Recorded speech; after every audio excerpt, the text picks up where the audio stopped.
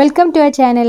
ഇന്ന് നമ്മൾ താറാമുട്ട വെച്ചിട്ട് വളരെ സിമ്പിളായിട്ട് നല്ല ടേസ്റ്റി ആയിട്ടുള്ളൊരു കറിയായിട്ട് ഉണ്ടാക്കുന്നത്. നമുക്ക് ബ്രേക്ക്ഫാസ്റ്റിനൊക്കെ പറ്റിയിട്ടുള്ള നല്ല അടിപൊളിയായിട്ടുള്ളൊരു കറിയാണ്.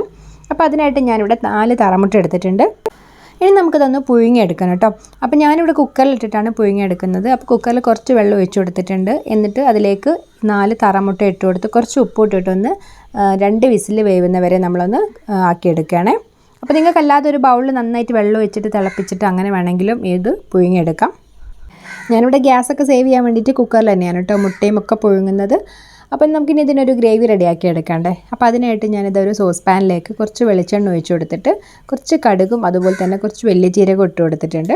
അപ്പോൾ അത് ചെറുതായിട്ടൊന്ന് പൊട്ടി വരുന്ന സമയത്ത് നമ്മളിതിലേക്ക് 2 ഏലക്കായ, ഒരു 3 ഗ്രാമ്പു, ചെറിയ 2 കഷ്ണം സിന്നമോൺ സ്റ്റിക്ക് പട്ട, പിന്നെ ബേ ലീവ്സ് ഇതെല്ലാം ഒന്ന് ഇട്ട് കൊടുത്തിട്ടുണ്ട്.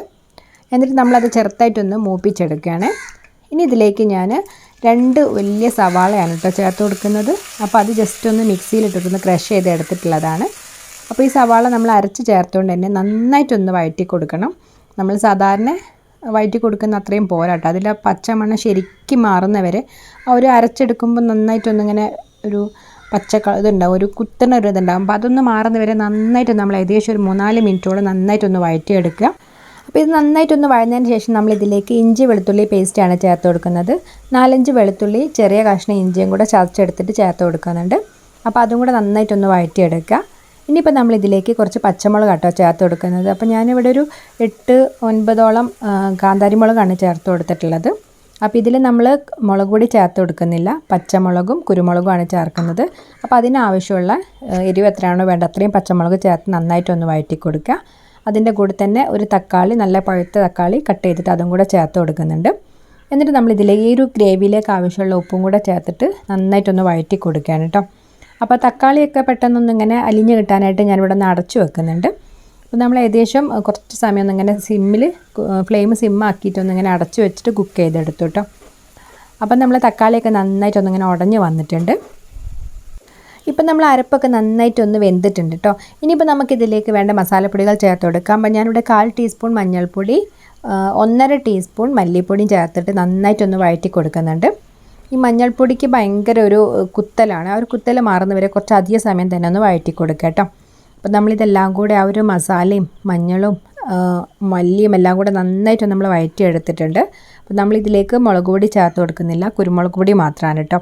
അപ്പോൾ നമ്മൾ നേരത്തെ ഒരു 5-8 പച്ചമുളക് ചേർത്ത് കൊടുത്തിട്ടുണ്ടായിരുന്നു. ഇനിയിപ്പോൾ ഞാനിതൊരു 1 ടീസ്പൂണോളം കുരുമുളക് പൊടിച്ച് ചേർത്ത് കൊടുത്തിട്ടുണ്ട്.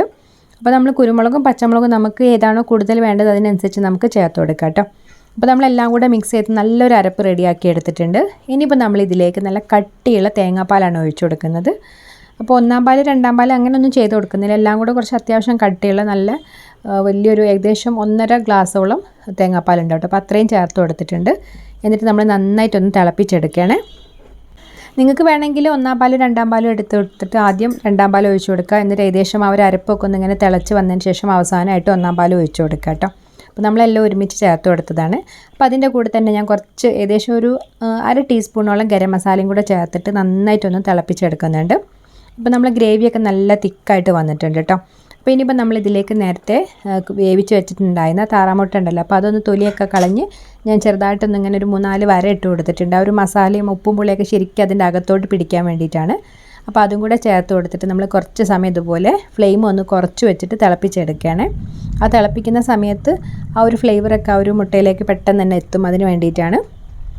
അപ്പോൾ നമ്മളെ കറി ഏകദേശം ഇവിടെ റെഡി ആയിട്ടുണ്ട് കേട്ടോ. നല്ലൊരു സ്മെല്ലൊക്കെ വരുന്നുണ്ട്.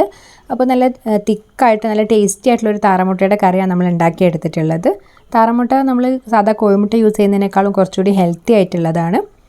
അപ്പോൾ നമുക്ക് ഇത് ഉണ്ടാക്കാൻ ഭയങ്കര എളുപ്പം തന്നെ കേട്ടോ. നമുക്ക് തേങ്ങാപ്പാലൊക്കെ ഉണ്ടാക്കാനുള്ളൊരു പാടൊക്കെ തന്നെ ഉള്ളൂ.